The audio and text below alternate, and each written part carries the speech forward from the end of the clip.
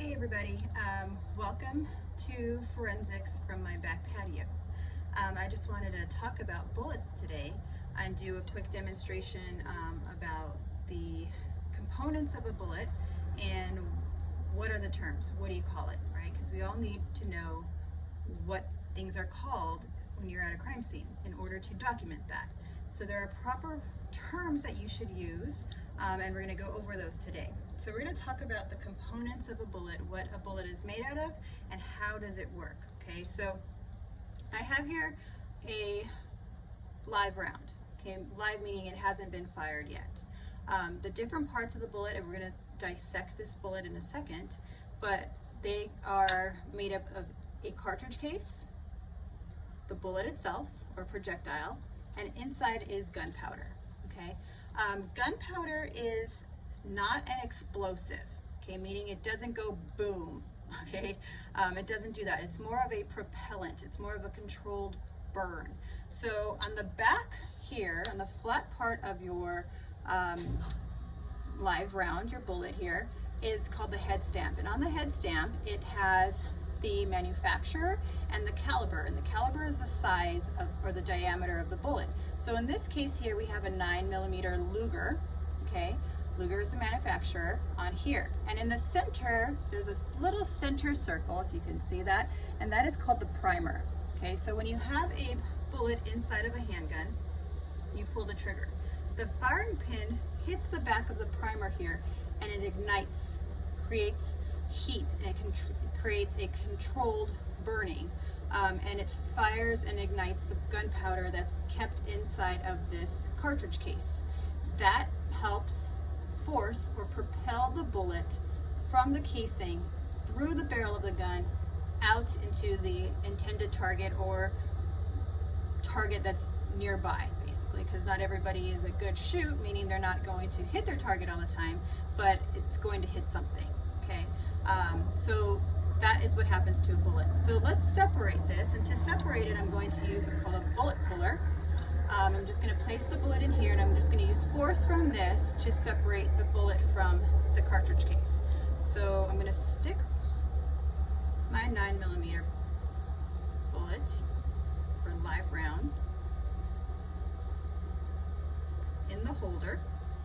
I'm going to place it inside of my bullet puller here, and I just separated it. There you go. I'm going to close this up.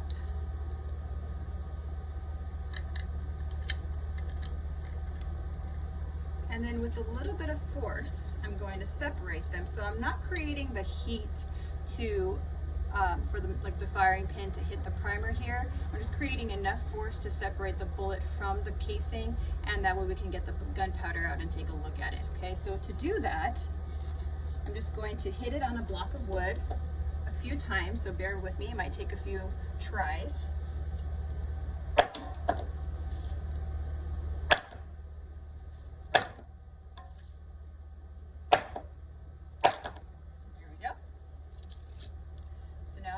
Separated it. I'm going to pour it out onto my tin here. So here's the bullet, here's the gunpowder.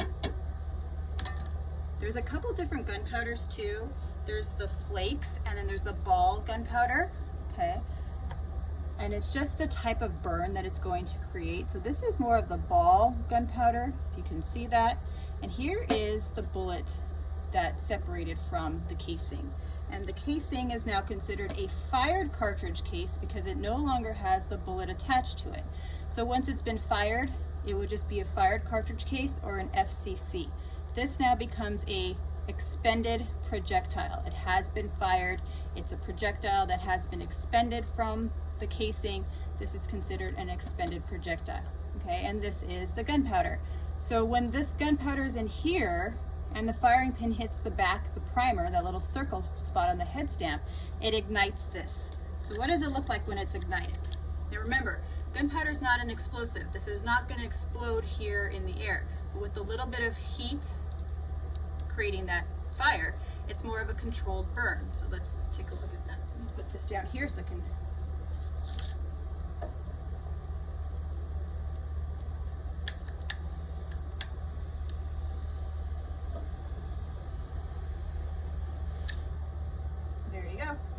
That's the gunpowder. That is what happens inside of this fired cartridge case to give it enough propellant to propel this bullet through the barrel of the gun into the target.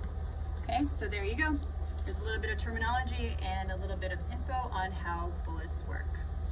See you next time.